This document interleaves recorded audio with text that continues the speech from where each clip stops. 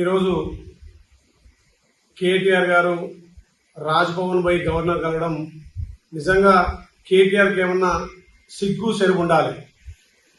గత 10 సంవత్సరాలుగా అధికారం ఉన్నప్పుడు గవర్నర్ వ్యవస్థనే కించపరిచి కనీసం గవర్నర్కు గౌరవ మర్యాద అయినటువంటి కేసీఆర్ పాలనలో మరి కేటీఆర్ అప్పుడు కళ్ళు మూసుకొని చెవులు మూసుకొని కూర్చుండా. ఇవాళ ఏ ముఖం పెట్టుకొని సిగ్గు లేకుండా గవర్నర్ తను పోయి రాజ్యాంగాన్ని పరిరక్షించమని అడుగుట్లో అంతర్యమేముంది? గత 10 సంవత్సరాలుగా కనీసం గవర్నర్కు గౌరవ మర్యాదలు ఇవ్వని మీరు ఏ ఒక్క ఎంపీ కానీ ఏ ఒక్క ఎమ్మెల్యే కానీ కనీసం గౌరవ మర్యాదలు లేవు. ప్రోటోకాల్ల ఇబ్బంది పెట్టినటువంటి మీ ప్రభుత్వం ఇవాళ పార్టీ ఫిరాయింపులు చేస్తామంటున్నారు. మరి గత 10 సంవత్సరాలుగా మీ అయ్య కేసీఆర్ గెలిచిన ఎమ్మెల్యేలను అదే రాజ్భవన్లో పక్కపాట్లో గెలిచిన ఎమ్మెల్యేలను అదే రాజ్భవన్లో తీసుకుపోయి మంత్రులుగా చేసినప్పుడు మరి నీ తెలివి ఎక్కడ పోయింది? ఇలా పక్కపాట్లలో వచ్చి స్వచ్ఛందంగా పాటలు చేరుతుంటే ఇలా రాజ్యాంగం పరిరక్షించమని అంటున్నావు, రాజ్యాంగాన్ని తుంగలో దొక్కిన అంటున్నావు. మరి నీ సిగ్గు సరే పెట్టిపోయింది. ఇలా స్వచ్ఛందంగా చేరుతున్నారు. ఆ రోజు మా కాంగ్రెస్ పార్టీలో చేరినటువంటి పక్కపాట్లో గెలిచినటువంటి ఎమ్మెల్యేలను తీసుకుపోయి మీ అయ్యా మంత్రిగా చేసినప్పుడు నీ తెలివి ఎక్కడ పోయింది? కనీసం మీ 10 ఏళ్ల పాలనలో ఏనాడైనా మీరు గవర్నర్ను గౌరవించిరా? రాజ్యాంగాన్ని కించపరిచింది మీ అయ్యా కేసీఆర్. ఇలా హైదరాబాద్ను మీరు డ్యామేజ్ చేసిరు. హైదరాబాద్లో ఈ గెలిచిన 7 నెలల్లో లా అండ్ ఆర్డర్ కానీ అన్ని విధాలు కూడా ఎంతో చక్కగా ప్రజలు నిమ్మలంగా ఉంటే హైదరాబాద్ ప్రజలు మళ్ళొక్కసారి అలజడి సృష్టించాలని చెప్పి కేటీఆర్ మాటలు ఏ రకంగా ఉన్నాయో తెలంగాణ ప్రజలు గమనిస్తున్నారు. గతంలో మీరు చేసుకుంటూ ఎమ్మెల్యే చేస్తేనేమో రాజ్యాంగ పరిరక్షణ, ఇవాళ మనం స్వచ్ఛందంగా వచ్చి చేస్తేనేమో ధిక్కారమా? ఇదే నా కేటీఆర్ నైతిక విలువలు ఉన్నటువంటి రాజకీయాలు.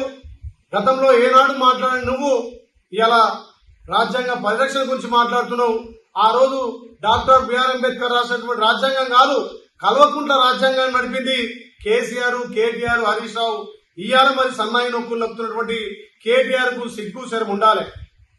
ఒక దళిత బిడ్డ సీతక్కను కనీసం ప్రగతి భవన్ కూడా మీరు అపాయింట్మెంట్ ఇవ్వలే. ఒక గద్దర్ను 3 గంటలు ఇలా ప్రజాభవన్ ను పోకుండా కూర్చోబెట్టి ఇలా సెక్రటరీ పోకుండా కూర్చోబెట్టిన ఘనత మీ అయ్యా కేసీఆర్ది. ఇవాళ మీరు మళ్ళా ప్రజాస్వామ్యాన్ని రక్షించాలంటున్నారు. ఏ రోజైతే మీరు తెలంగాణ ఉద్యమకారులు, నిరుద్యోగులు, యువకులతో ఏర్పడినటువంటి తెలంగాణలో కనీసం ఆ తెలంగాణ యువకులను పట్టించుకున్న పాపాన పోలేదు.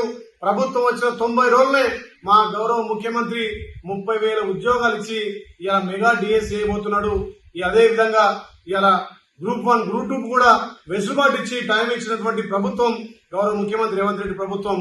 ఇలా దొంగ మాటలు మాట్లాడి ప్రభుత్వం అధికారం పోయిన తర్వాత ఏ రకంగా సొంపు లేకుండా ఇలా ఇంకా మేము అధికారం ఉన్నట్టుగా ఏ ముఖం పెట్టుకుని రాజ్భవన్ పోయి మాట్లాడుతున్నాం. కేటీఆర్, తెలంగాణ ప్రజలు మిమ్మల్ని చీకొట్టి అసెంబ్లీలో ఇటు పార్లమెంట్ లో డిపాజిట్ రాకుండా ఓడగొట్టిన సిగ్గు శరం లేకుండా ఇలా రాజ్భవన్ పోయి గవర్నర్ కలుసును.